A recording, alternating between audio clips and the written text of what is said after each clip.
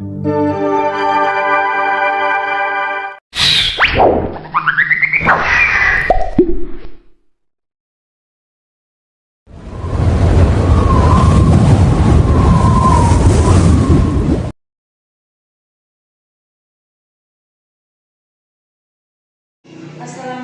warahmatullahi wabarakatuh. Perkenalkan, saya Marwa, calon guru penggerak Angkatan 8 Kabupaten Bone. Kali ini saya akan melakukan kegiatan pra-observasi bersama dengan rekan sejawat saya, Andi Anismayanti SPD, tentang pembelajaran di kelas. Jadi, baik, Ibu Andi, Assalamualaikum warahmatullahi wabarakatuh. Ibu Andi. Waalaikumsalam warahmatullahi wabarakatuh, Ibu. Bagaimana kabarnya hari ini, Bu? Alhamdulillah baik. Begini, Bu, apakah Ibu sudah siap untuk diobservasi, Bu? Insya Allah siap. Oke, Bu. Terima kasih, Bu, ya, atas kesiapannya. Jadi, kira-kira nantinya, Bu, dalam kegiatan observasi Ibu nanti, tujuan pembelajaran yang akan Ibu capai seperti apa, Bu? Tujuan pembelajaran yang saya ingin capai yaitu yang pertama, peserta didik mampu mengidentifikasi bagian-bagian tubuh dari tumbuhan. Yang kedua, peserta didik mampu memahami dari masing-masing bagian tubuh dari tumbuhan. Jadi intinya di sini bagian-bagian tumbuhan, ya, Bu. Jadi tujuannya yang akan Ibu capai di sini, peserta didik bisa mengidentifikasi bagian-bagian tumbuhan. Kemudian tujuan pembelajaran yang kedua yang akan Ibu capai yaitu peserta didik mampu memahami dari masing-masing bagian-bagian tumbuhan itu tadi, ya, Bu. Seperti itu, Bu. Jadi baik, Bu, di dalam untuk mencapai pembelajaran nantinya itu, Bu, sesuai dengan tujuan pembelajaran, area yang mana yang akan Ibu kembangkan di sini? Oh ya, area yang ingin saya kembangkan dalam pembelajaran ini yaitu pembelajaran berdifferensiasi dan keaktifan dalam kelompok. Oh, itu ya, bagus, Bu. Luar biasa, Bu, ya. Jadi area yang akan Ibu kembangkan yaitu bagaimana Ibu mengembangkan pembelajaran di kelas dengan berdifferensiasi. Ya, dalam hal ini adanya pemetaan kebutuhan gaya belajar dan gaya belajar siswa dan kemampuan belajar siswa, ya, Bu. Kemudian bagaimana Ibu mengembangkan kerja kelompok di kelas, ya, Bu, supaya bisa lebih menghidupkan suasana kelas. Seperti itu mungkin, Bu. Ya, Jadi untuk mengembangkan area pembelajaran berdifferensiasi, kemudian untuk mengembangkan pembelajaran kelompok di kelas, strategi apa yang akan Ibu lakukan? Strategi yang ingin saya lakukan yaitu menggunakan PPT dan video pembelajaran, memberikan kegiatan ice breaking di awal pembelajaran, dan selalu memberikan pertanyaan pemantik ke siswa untuk mengaktifkan siswa dalam pembelajaran. Oh iya, Bu. Luar biasa, Bu, ide yang akan Ibu kembangkan itu. Karena Ibu akan memberikan ice breaking, lebih mengaktifkan siswa, lebih motivasi siswa, ya, Bu. Kemudian Ibu akan memberikan semacam PPT atau PowerPoint yang akan nantinya siswa Ibu akan amati sendiri melalui PowerPoint. Kemudian Ibu akan memberikan video pembelajaran, seperti itu, ya, Bu. Ya, jadi ini merupakan suatu pembelajaran yang sangat bermakna, ya, Bu. Ya. Jadi semoga sukses, ya, Bu, dalam menjalankan tugasnya, Bu, dan semoga apa yang Ibu ingin capai dapat tercapai dengan baik. Amin. Terima kasih, Bu, atas waktu dan kesempatannya. Assalamualaikum warahmatullahi wabarakatuh. Waalaikumsalam warahmatullahi wabarakatuh.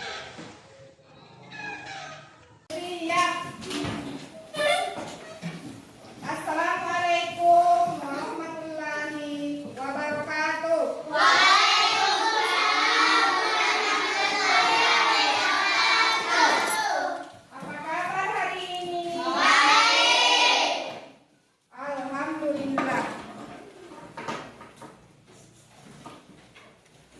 hadir? Seperti biasanya sebelum kita belajar, kita ice breathing dulu. Lanjutkan dengan doa sebelum belajar. Silakan berdiri.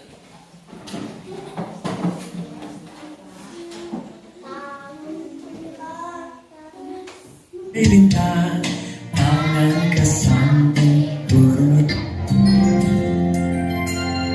tangan ke atas menggapai bintang, tangan ke samping turun yang terbang, tangan ke depan tingkah berenang, duduk yang rapi siap berdoa.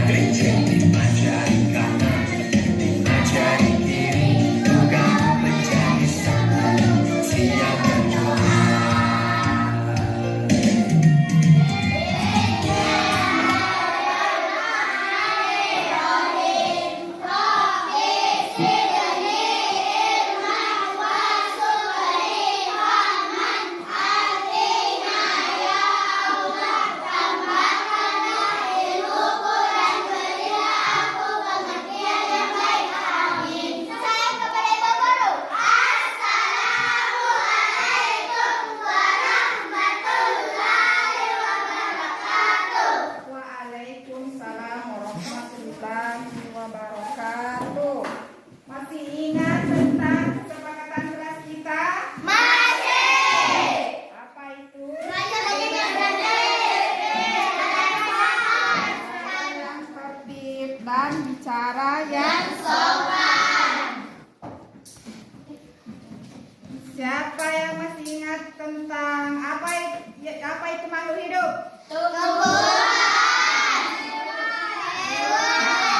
Manusia, hewan, dan tumbuhan.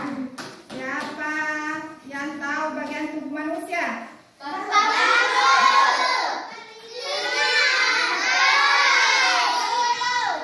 Siapa yang tahu bagian tubuh hewan?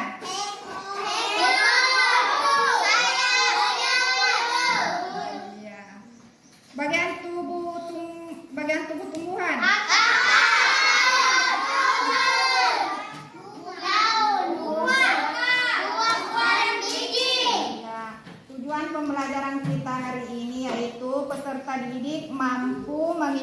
mengidentifikasi bagian-bagian tubuh dari tumbuhan dan mampu memahami fungsi dari masing-masing bagian tubuh dari tumbuhan.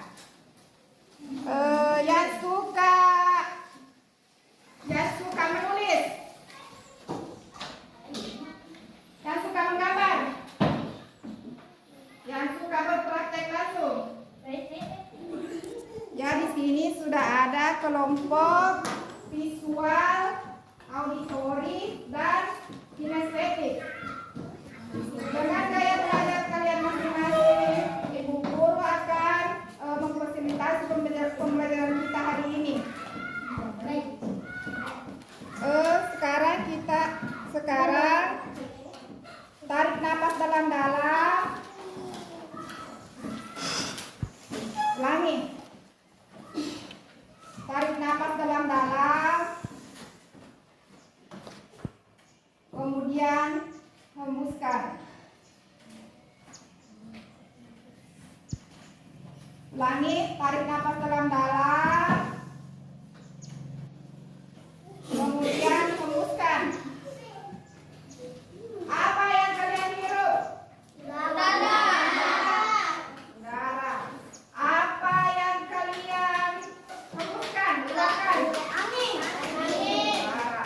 Angin. Dan kalian hirup adalah oksigen, dan yang dihembuskan adalah karbon dioksida. Nah, kita akan untuk pembelajarannya hari ini kita akan menyaksikan video pembelajaran.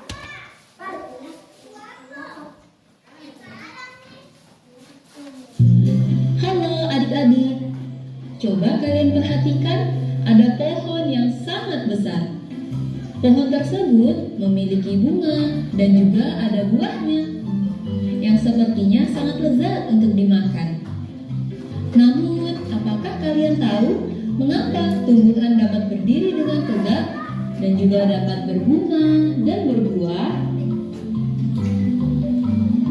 Ibaratnya, tumbuhan itu seperti manusia yang memiliki tangan dan kaki. Setiap anggota tubuhnya memiliki peran masing-masing yang bertujuan untuk memenuhi kebutuhan untuk bertahan hidup. Nah, untuk mengetahui bagian-bagian tumbuhan beserta fungsinya, yuk kita simak video pembelajaran berikut ini. Hei, lihatlah, hujan datang dengan derasnya. Namun pohon itu tetap berdiri dengan tegak.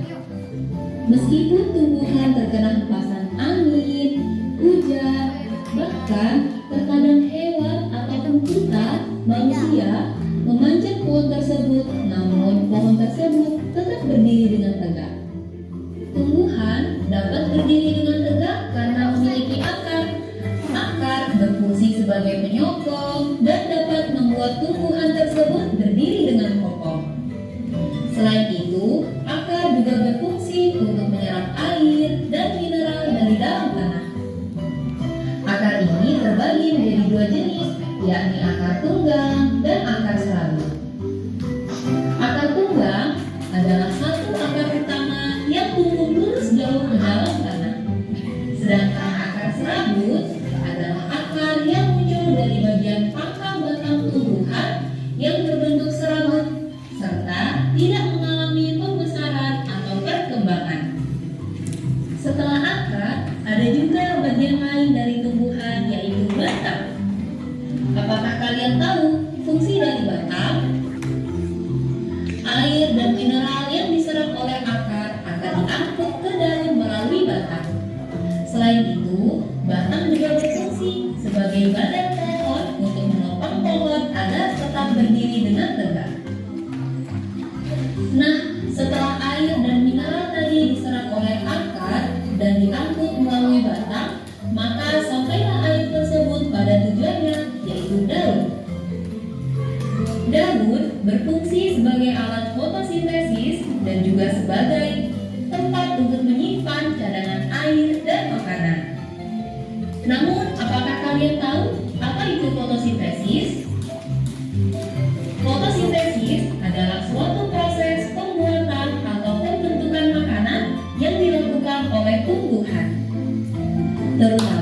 tumbuhan yang mengandung zat hijau daun, yaitu klorofil dengan bantuan energi cahaya matahari. Hei, coba lihat, pohonnya mulai berbunga. Apakah kalian tahu fungsi bunga pada tumbuhan? Fungsi bunga pada tumbuhan adalah sebagai tempat perkembangbiakan tumbuhan. Bunga yang sudah berkembang biak akan menjadi biji. Nah, biji inilah yang nantinya bisa ditanam kembali untuk menjadi tumbuhan yang baru. Wah, pohonnya sudah mulai berbuah. Nampaknya buahnya juga sangat lezat untuk dimakan. Apakah kalian tahu fungsi dari buah? Buah berfungsi sebagai tempat menyimpan cadangan makanan dan untuk melindungi biji yang ada di dalamnya. Selain itu, buah juga dapat dimakan oleh manusia ataupun hewan. Nah, kalian sudah mengetahui bagian-bagian dari tumbuhan beserta fungsinya. Semoga video pembelajaran kali ini bermanfaat. Sampai jumpa di video pembelajaran berikutnya. Thank you.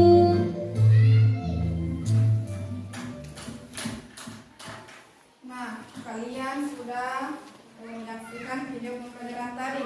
Siapa yang mau mengungkapkan pendapat?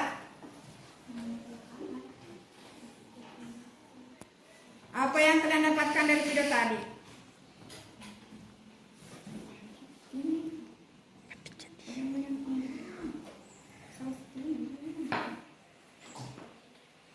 Siapa yang mengungkapkan pendapat?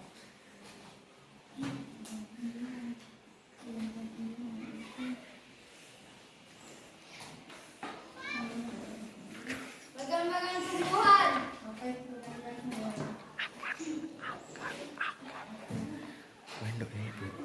Akar. Daun. Batang. Batang. Iya. Buah. Bagian-bagian tumbuhan ada akar, batang, daun, dan biji. Tepuk tangan dulu untuk Nopal.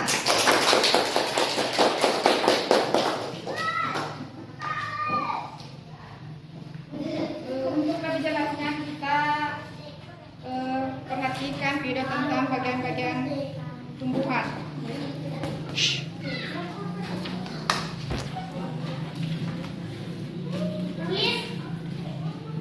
Sini bagian-bagian tumbuhan ada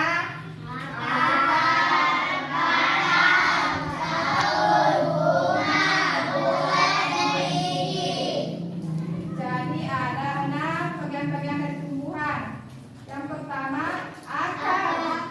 Fungsinya menyerap air dan zat hara, memperkokoh tumbuhan serta sebagai penyimpanan cadangan makanan. Yang kedua, batang. Batang berfungsi sebagai pengangkut, penopang, dan penyimpan cadangan makanan pada tumbuhan. Yang ketiga, daun berfungsi sebagai tempat pembuatan makanan, alat pernapasan, dan tempat terjadinya proses penguatan. Selanjutnya bunga. Bunga berfungsi sebagai perhiasan tumbuhan dan tempat berlangsungnya perkembangbiakan tumbuhan. Selanjutnya buah melindungi biji yang merupakan bakal tumbuhan baru. Nah, sudah mengerti semua? Sudah. Sekarang yang kelompok visual yang mana tadi?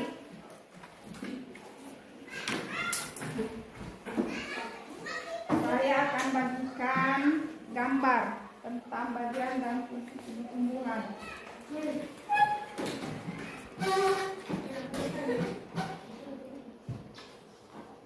Masih juga yang audit baca. Yang hewan ini.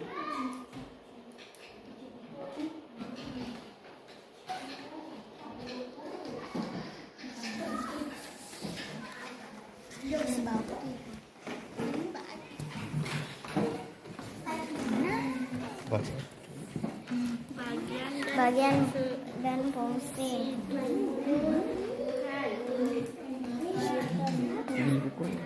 Dari akad. Aku tidak baca. Iya.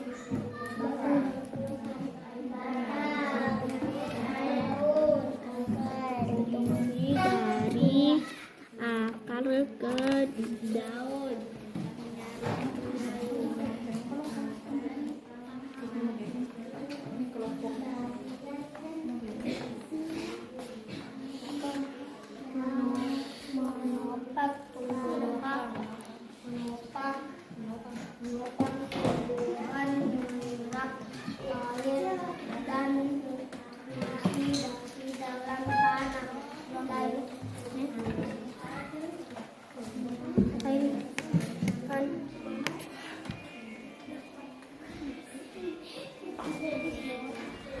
Untuk kelompok estetik, kita keluar ruangan.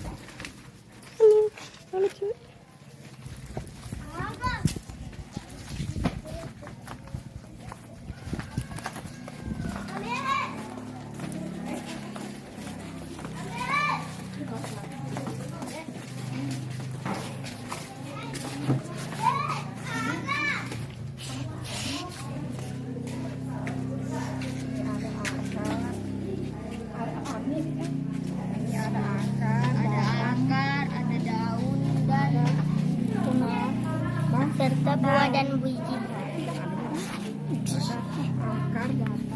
Akar, batang, daun.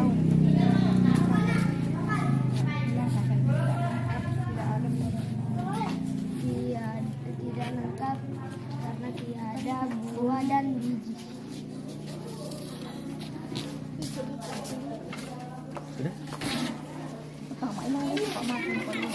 Ini. Mana jom satu kurang.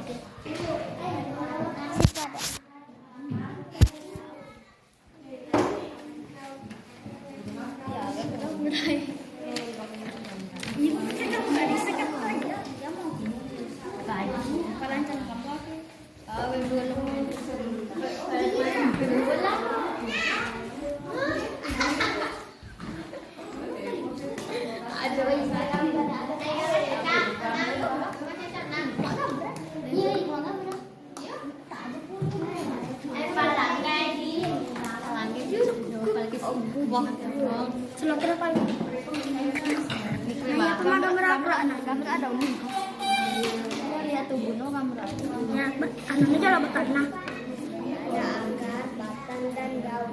Karena tidak melengkapi. Tidak kemana nih? ngelucu pi tabe pi wah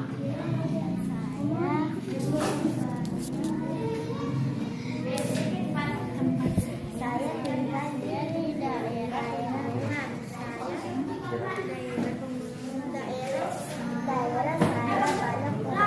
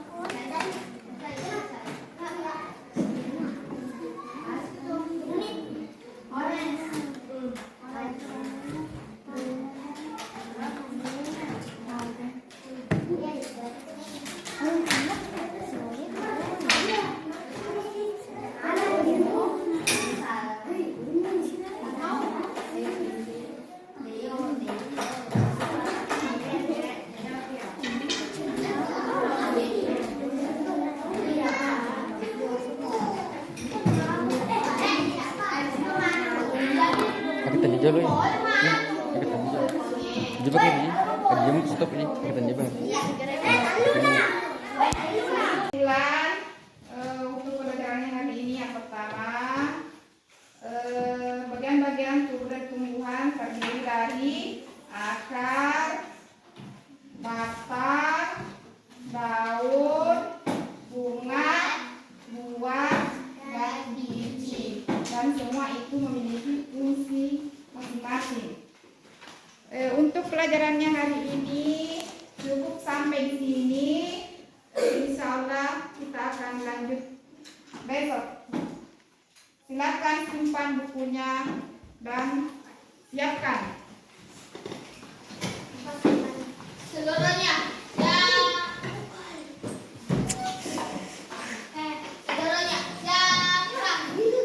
sebelum kita pulang kita baca doa.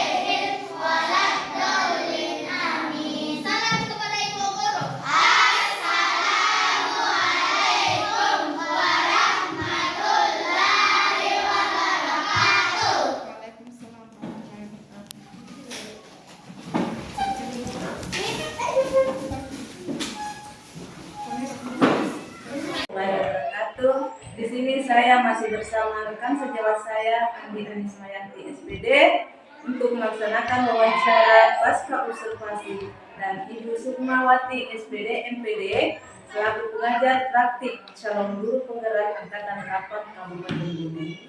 Nah, baiklah kita mulai saja ya Bu. Bagaimana kabar hari ini, Bu?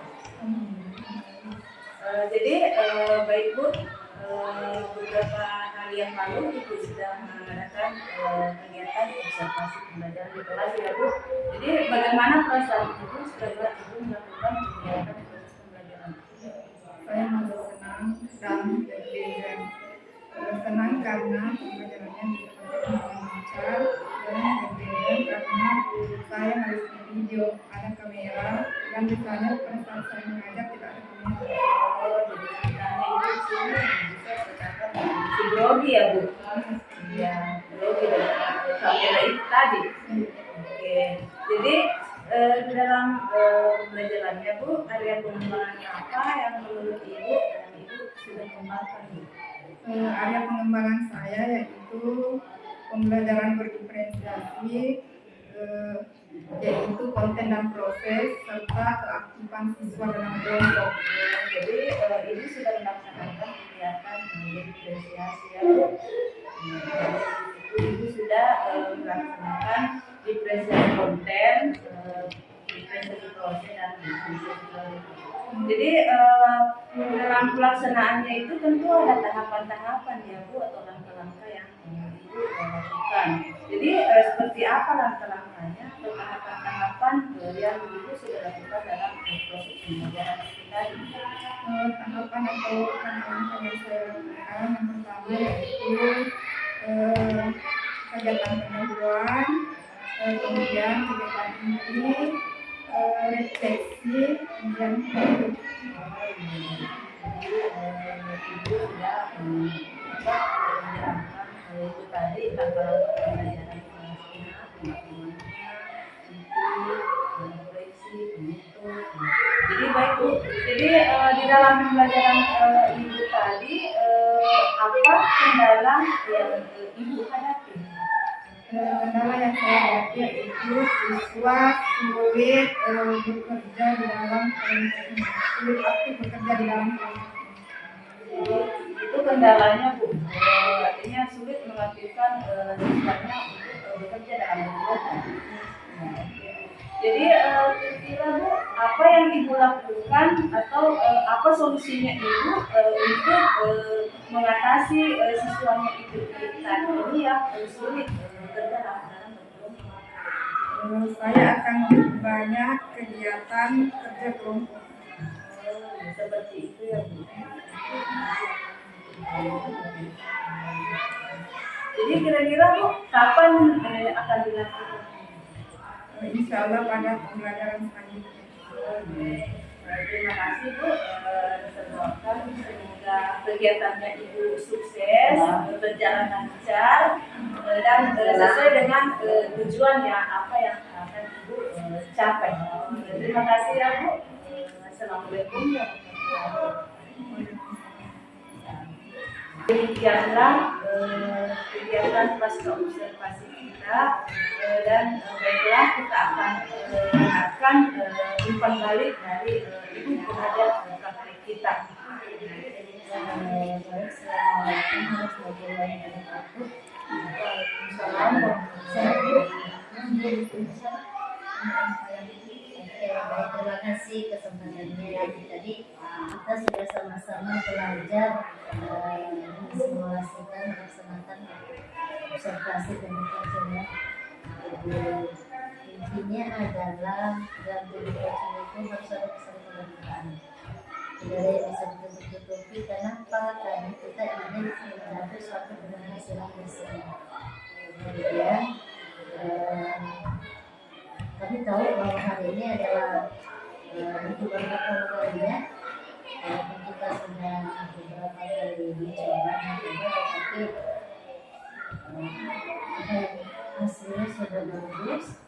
Namun masih perlu kita lakukan terus, terutama di dalam bagaimana menuntut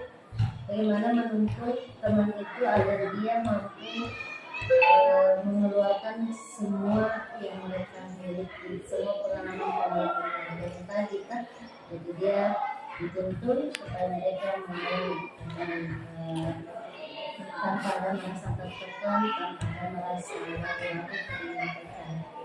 Kemudian mungkin satu saja saran saya di dalam pasca itu sebaiknya bukan sebaiknya mungkin bagus jika kita bandingkan dulu waktu pra itu apa yang kita harapkan, bagaimana pada pasca itu mengaitkan ke pra, apakah itu berhasil kita lewati, apa tujuan di pra itu dalam perjalanan kita laksanakan.